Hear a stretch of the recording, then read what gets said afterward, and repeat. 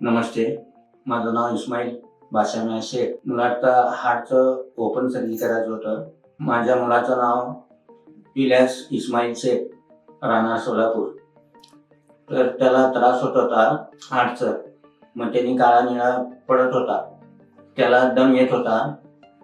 मी इथं आल्यावर हॉस्पिटलमध्ये आल्यावर आशिष कुमार सरांना भेटलो मी. त्यांनी एंजिओग्राफी केले. मग त्याच्यानंतर 4-8 दिवसांनी त्यांनी ऑपरेशन केले ओपन हार्ट सर्जरीचं. आता बाळाचं ऑपरेशन सक्सेस झालेलं आहे. मग आता त्याला दम येत नाही. आता त्याची तब्येत नॉर्मल आहे.